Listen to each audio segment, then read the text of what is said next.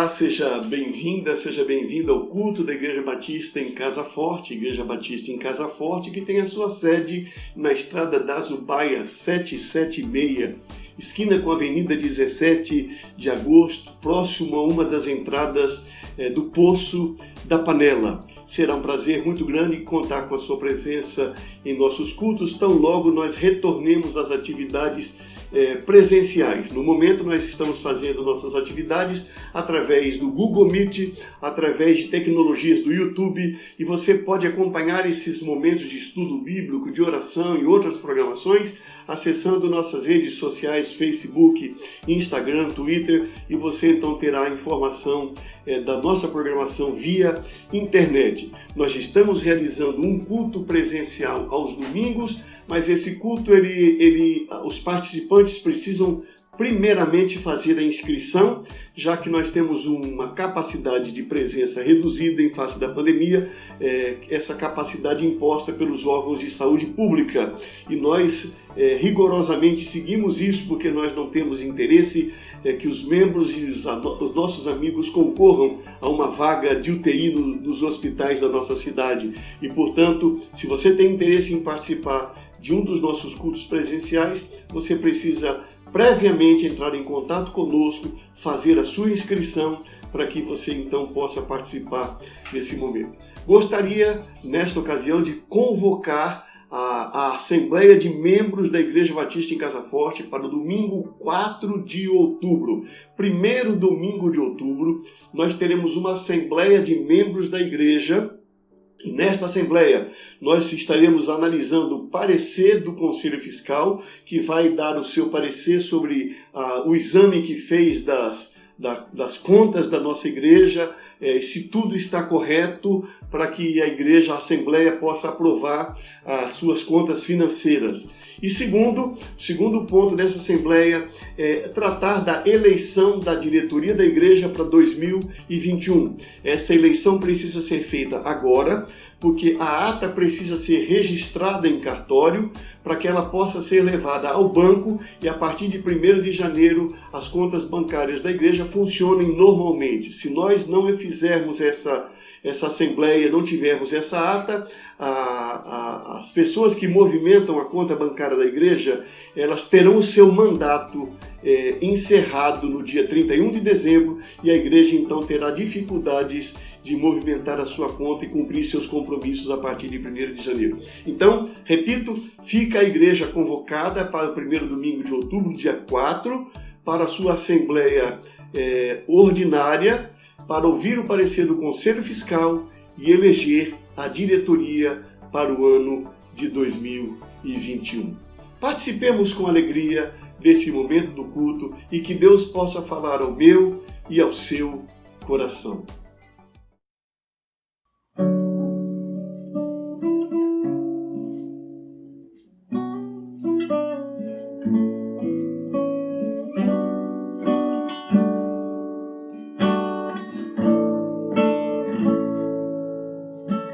Sonda-me, Senhor, e me conheces. Quebranta meu coração. Transforma-me conforme a tua palavra e enche-me até que em mim se ache só a ti. E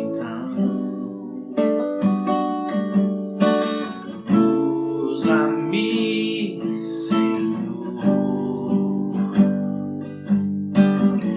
usa-me como um farol que brilha à noite, como ponte sobre as águas, como abrigo no deserto, como flecha que acerta o alvo. Eu quero ser usado da maneira que te agrada, em qualquer hora e em qualquer lugar.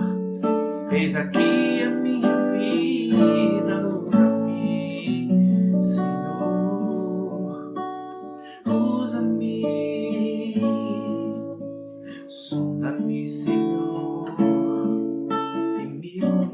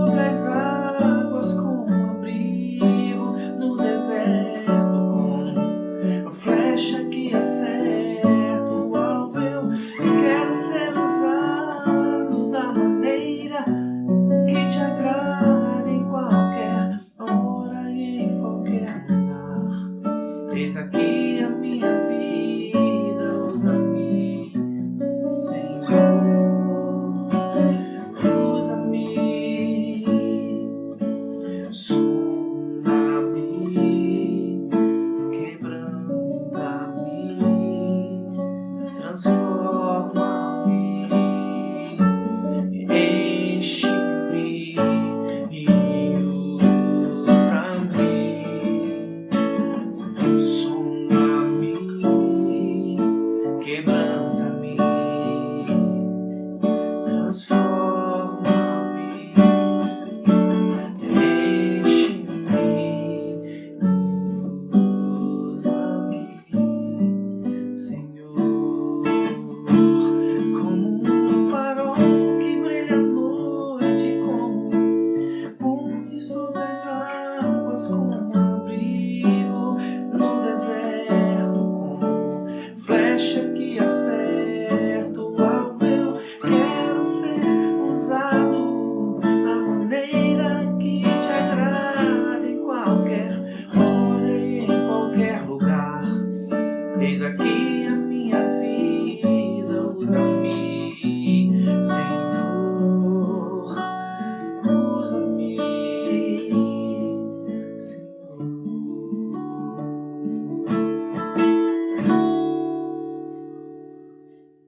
Os dízimos e nossas ofertas. Nossa igreja não recebe subvenção do governo, não recebe subvenção de organizações não governamentais.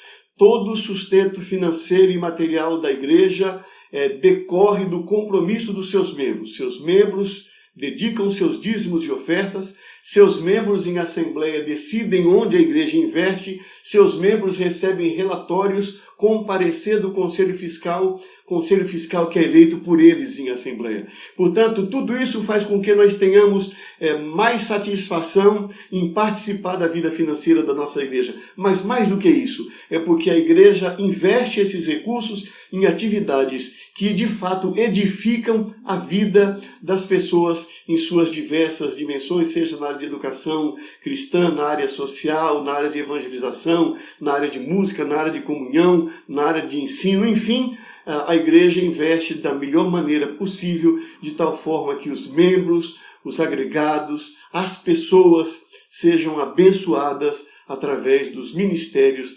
desenvolvidos pela igreja. Se você faz aniversário entre hoje e o próximo final de semana, nós vamos agora colocar a sua vida diante de Deus em oração. E se você tem um outro motivo, aproveite agora também para se colocar diante de Deus enquanto nós oramos. Muito obrigado, Senhor Deus, porque nós estamos agora na Tua presença, prestando esse momento de culto, quando nós colocamos a nossa vida diante de Ti, quando nós colocamos recursos financeiros também diante de Ti.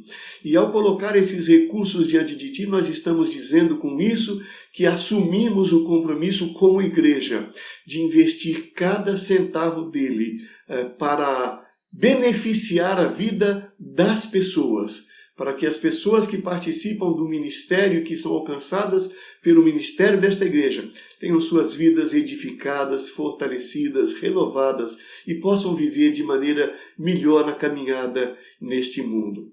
Muito obrigado, ó Pai, por aqueles que estão podendo participar.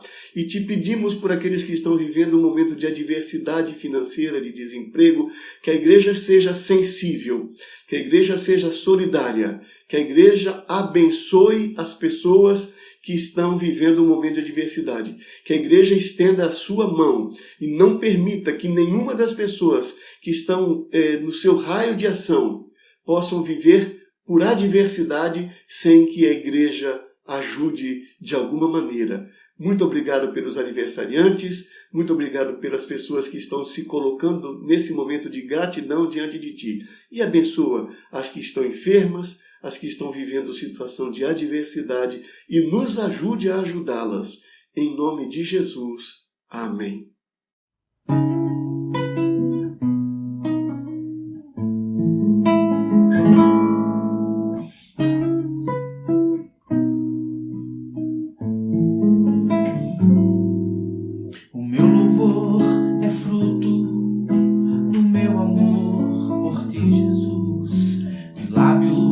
Confessam o teu nome, é fruto de tua graça e da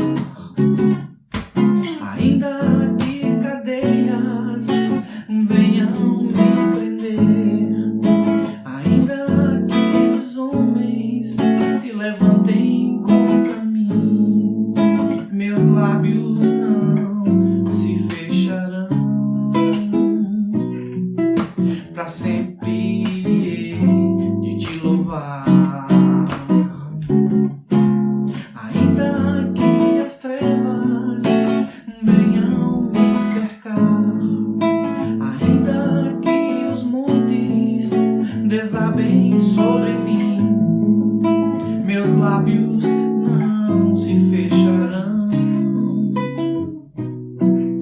pra sempre de te louvar. Ainda que cadeias venham me prender, ainda que os homens se levantem contra mim, meus lábios não se fecharão pra sempre de te louvar.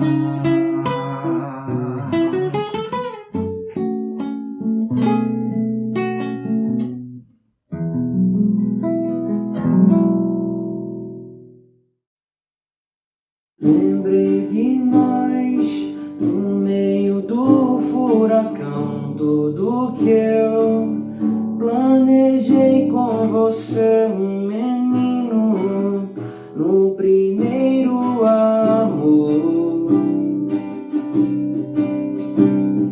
O meu coração se perdeu no aqui, eu cresci. Eu só quis conquistar e fazer o que era pra mim.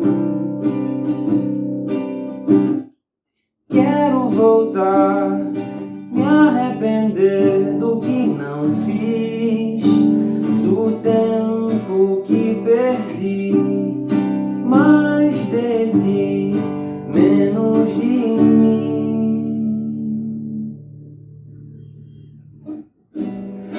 Recomeçar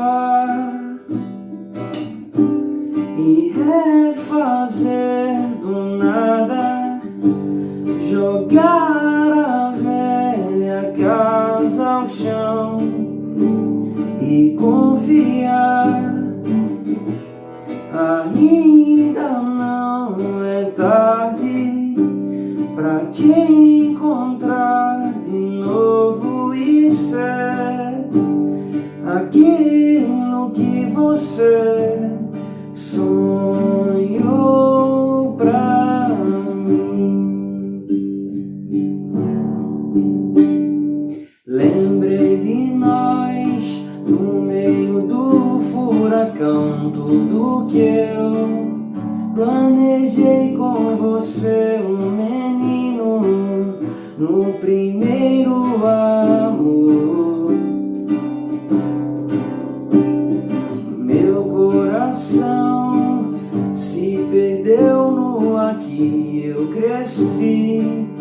Eu só quis conquistar e fazer o que era pra mim. Quero voltar, me arrepender do que não fiz, do tempo que perdi, mais de ti, menos de mim.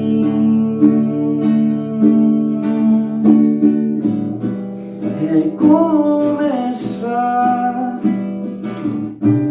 e refazer do nada, jogar a velha casa ao chão e confiar. Ainda não é tarde pra te encontrar de novo e ser aquilo que você sonhou pra mim, pra mim.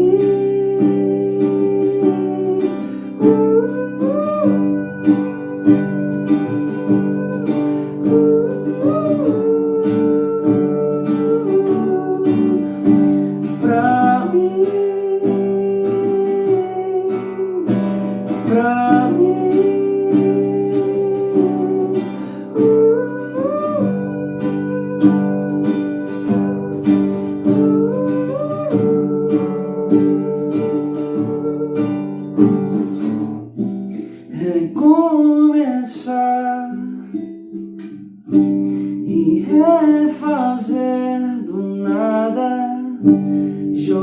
a velha casa ao chão e confiar. Ainda não é tarde pra te encontrar de novo e ser aquilo que você sonhou pra mim. Reflexão bíblica. Convido você a abrir sua Bíblia em 1 João, capítulo 3. Nós leremos os versos 16, 17, 18, 19 e 20. Diz assim: Nisto conhecemos o que é o amor. Jesus Cristo deu a sua vida por nós e devemos dar a nossa vida por nossos irmãos. Se alguém tiver recursos materiais e vendo seu irmão em necessidade não se compadecer, como pode permanecer nele o amor de Deus? Filhinhos, não amemos de palavra nem de boca, mas em ação e em verdade. Assim saberemos que somos da verdade e tranquilizaremos o nosso coração diante dele quando o nosso coração nos condenar, porque Deus é maior do que o nosso coração e sabe todas as coisas. Aqui estamos diante de mais um texto de João. João que tem procurado nos dar critérios para que nós percebamos se nós realmente somos filhos de Deus. Se nós nos identificamos com Cristo ou com o anticristo. Se nós pertencemos à verdade ou à mentira. E ele vai citando diversos critérios ao longo da sua carta, que são muito interessantes, e agora ele já entrou na questão dos critérios do amor. E aqui nós vemos os compromissos do amor nesse texto. Nós vemos alguns compromissos do amor. O primeiro compromisso que eu destaco é que o amor nos compromete com a doação. Verso 16. Nisto conhecemos o que é o amor.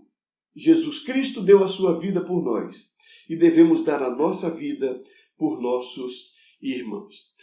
Deixa eu trazer uma informação histórica que é interessante nesse caso.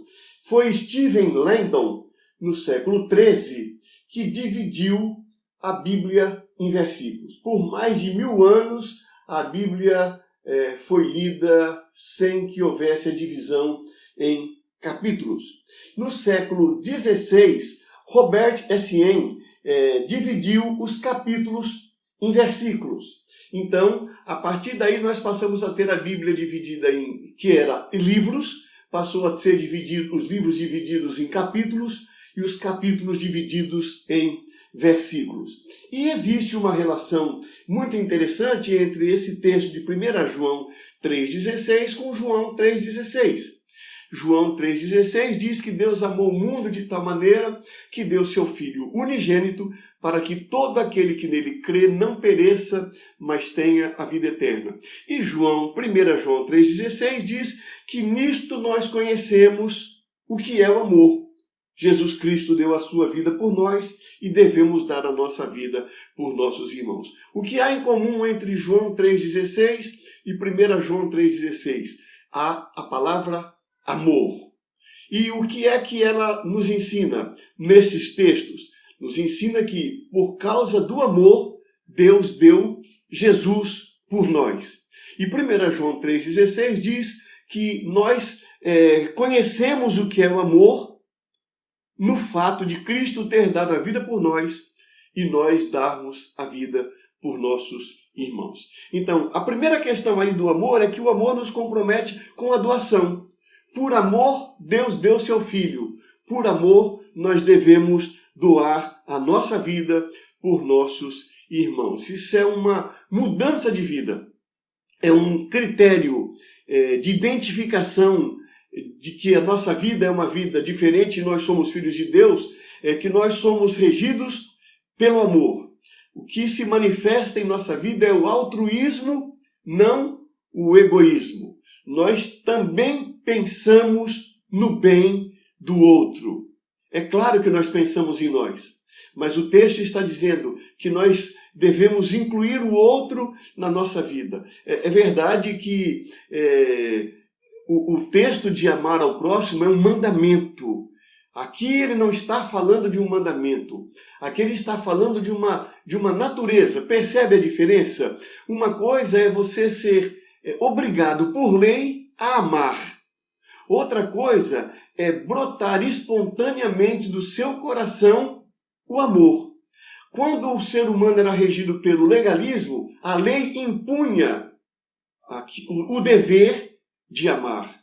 Mas na sua experiência com Cristo, o amor passa a fazer parte da sua natureza e ele não precisa de uma lei impondo: amarás ao teu próximo como a ti mesmo. É verdade que há uma necessidade ou há uma compreensão a respeito da existência de uma lei, e que quem trabalha muito bem esse texto é o filósofo dinamarquês Kierkegaard, que ele diz que a nossa tendência é amar a nós mesmos. Não é a nossa tendência natural amar o próximo. Por isso, ou daí, a necessidade de uma lei que determine: amarás ao teu próximo como a ti mesmo. Como nós não estamos debaixo da lei, em Cristo nós estamos debaixo da graça, o amor não é uma imposição legal. O amor é uma expressão da nossa nova natureza. E então João escreve desse jeito: nisto conhecemos o que é o amor. Jesus Cristo deu a sua vida por nós e devemos dar a nossa vida por nossos irmãos. É alguma coisa que faz parte da identificação. Jesus deu. Se eu me identifico com Jesus, eu também dou a minha vida por nossos irmãos. Então, primeiro, o amor nos compromete com a doação. Segundo, o amor nos compromete com a compaixão. Preste atenção que esse texto é bem interessante. Se alguém tiver recursos materiais e vendo seu irmão em necessidade, não se compadecer dele, como pode permanecer nele o amor de Deus? Filhinhos, não amemos de palavra nem de boca, mas em ação e em verdade.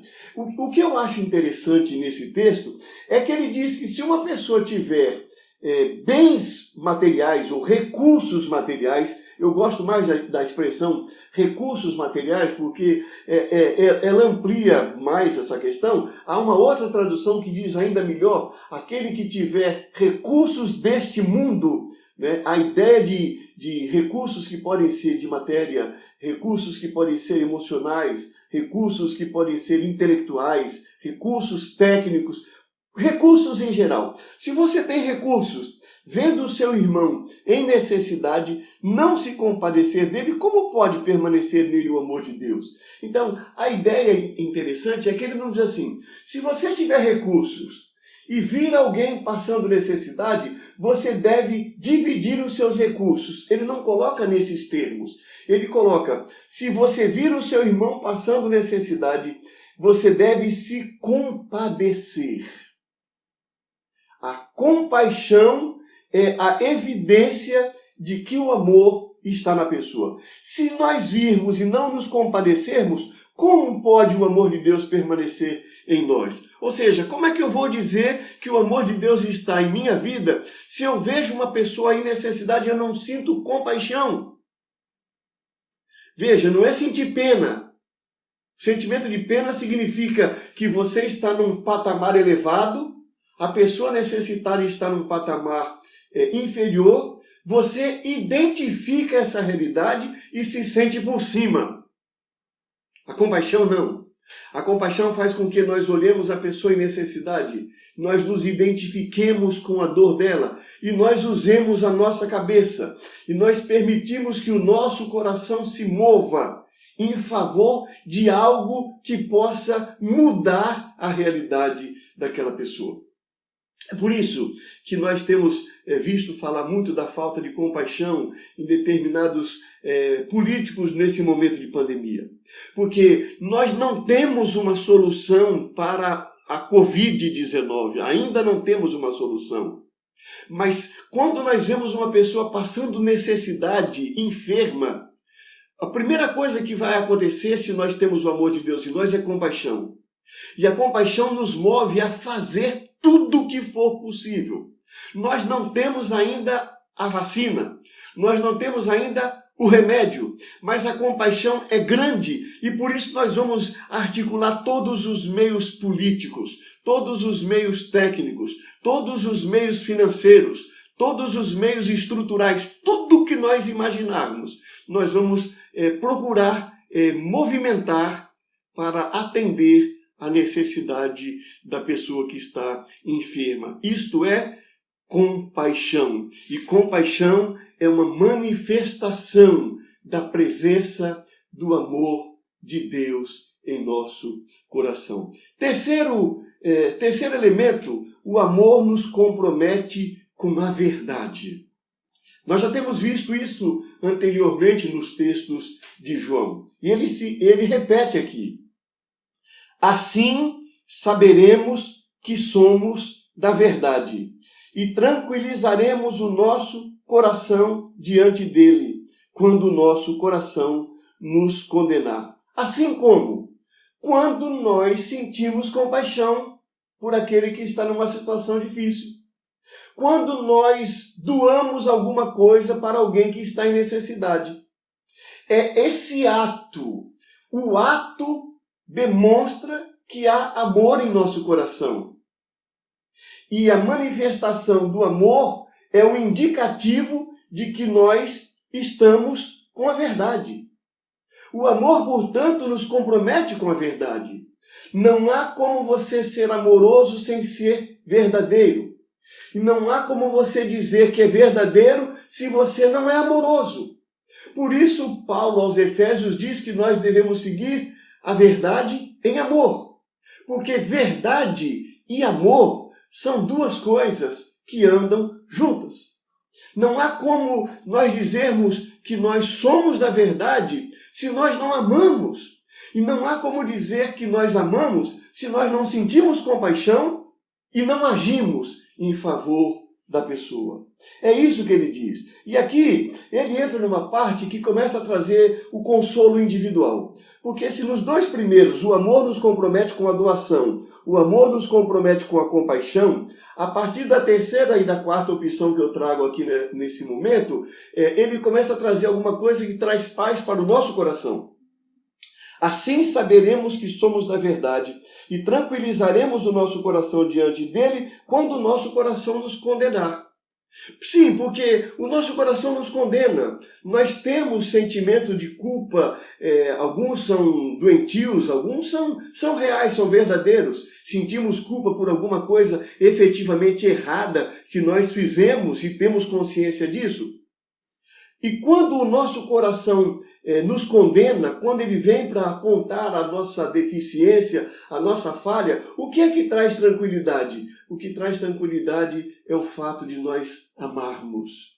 Nós cometemos erros, mas quando nós amamos, Pedro disse que o amor encobre uma multidão de pecados. A presença do amor em nosso coração é que faz com que nós tenhamos tranquilidade diante de Deus. O amor nos compromete com a verdade. E nós sabemos que somos da verdade porque nós experimentamos compaixão, porque nós doamos, nós somos solidários, nós compartilhamos, segundo a narrativa desse texto. E por último, o amor nos compromete com a humildade.